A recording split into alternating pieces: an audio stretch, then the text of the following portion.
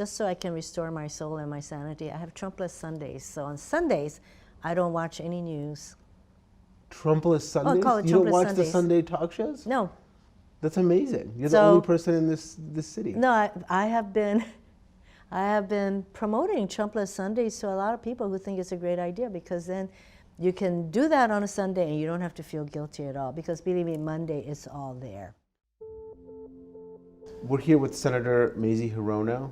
Thank you so much for taking Yes, this time. thank you. In the last year, you've become an increasingly vocal voice for progressives in the Senate. And increasingly, you found critics on the right. Definitely. You knew. You lied. And now we know. And I'm not. Oh, the answer is no. Have you ever? If I could elaborate. I think that's a complete answer. What does it feel like in the age of Trump to be a spokeswoman for democratic values? I'm not seeking to be that, by the way. I'm not looking for all this attention, but definitely this administration has given me a lot of opportunities to be so much more vocal. And that's partly because this administration is so horrible that I think it's important to speak out and to fight back. Let's talk about the Barr hearing. There was some criticism of your exchanges with the Attorney General, and some people even said you embarrassed the hearing room. I do not think that I'm slandering anyone. All I can say, Mr. Chairman, I am done. Thank you very much. And you slandered this man from top to bottom. So if you want more of this, you're not going to get it. If you want to ask him questions, you can't. You certainly have your opinion. Thank you, and I have Mr. mine. Chairman. I don't know what they mean by embarrassing. I don't know what they mean, you know? So I pretty much decided that I was not going to get a straight answer out of the Attorney General, and that he would just take up everybody's time. And so I decided that I was going to say some things about him. And I think that we can use a hearing for those kinds of purposes, to articulate our reasoned perspective, and that's what I did. Do you think Barr lied in his testimony? Well, he did lie to two of the members, and I said that, to Chris Van Hollen and to Charlie Crist. Yes, he lied there. And then the rest of the time, he would either evade, obfuscate, or I knew that I wasn't going to get a straight answer from him, and I don't think we did. Do you believe that he willfully misrepresented what was in the Mueller report? I think he framed it in such a way as to make the president look really good. In your opinion, the president did engage in obstruction of justice? I think there's enough there in normal circumstances, and these are not normal circumstances. Under normal times, for example, you wouldn't have a president who lies every single day. You wouldn't have a president who makes decisions on foreign policy without talking to anybody, including, by the way, Jim Mattis, to resign. These are not normal times.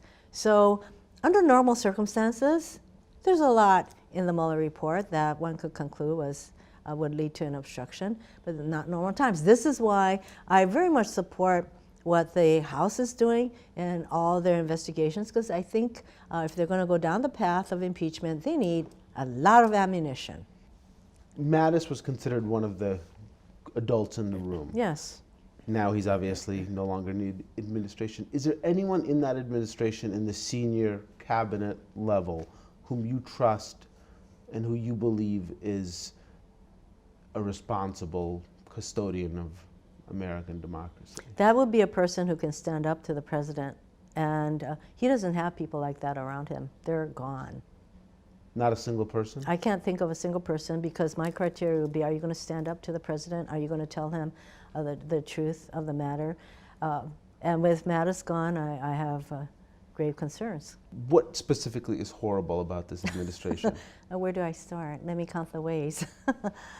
It started with the Muslim ban. He's just been totally on a tear against immigration, against immigrants, and usually from certain countries, though. It's basically brown and yellow skinned people that he's not liking.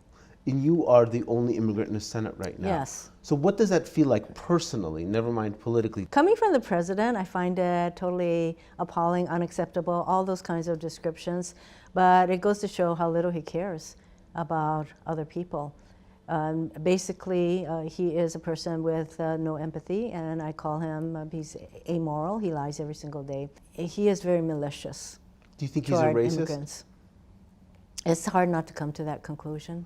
Do you think he's a white supremacist? It's hard not to come to that conclusion either.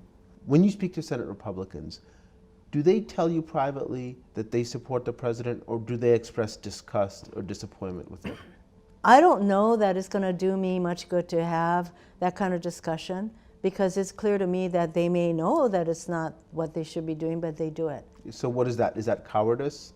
You can name it whatever you want, but they are, in my view, they're turning their backs on the middle class and so many people who actually need them to stand up for these families and women and children. And why are they doing that? They're very afraid of not being reelected. So they cult of Trump. There is no Republican Party, there's a Trump Party. There's no Republican Party. I don't think so. And if there were, those who maybe care about the Republican Party as a grand old party way back when, they're pretty silent about it in public. And what does it matter that they say certain things behind the scenes? Well, you know what, if you're not willing to stand up for what your party should stand for in the public arena, what's the point? So I've described that effect as the moral dead zone. You enter the moral dead zone and suddenly apparently your ability to stand up to this person is out the window. We have several states, Ohio, Alabama, Georgia, Missouri, moving to enact increasingly harsh anti-abortion measures. Yes. Is this moving towards a Roe repeal? These are all states that want to give this Supreme Court a chance to overturn Roe v. Wade, and I think they think they have a good shot at it, especially with Kavanaugh there. I think that Alabama action gives the Republicans some pause as they have to explain, oh, maybe that went too far, all of that. There's an all-out attack on a woman's reproductive choices by the Republicans. And this gives all of us a chance to talk about it openly. And there are a lot of women who are awakening to the prospect, as I put it. They're awakening to the prospect one day they're going to wake up and realize they no longer have control over their bodies. All the women in particular who are very engaged and motivated, they need to stay upset and concerned and angry and take that to the polling place. Do you think we're losing our standing in the world under Trump because of Trump? Yes.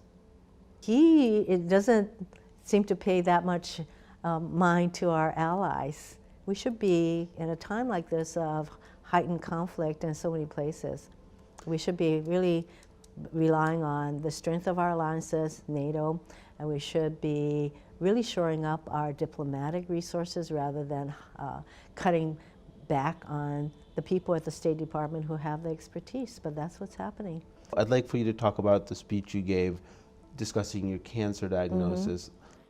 Why are we here voting on a bill that will probably mean that people like me, millions in this country, who are now in the ranks of those with pre-existing conditions, will not get the health care we need? Why are we here tonight? Where is your compassion? Where's the care that you showed me when I was diagnosed with my illness?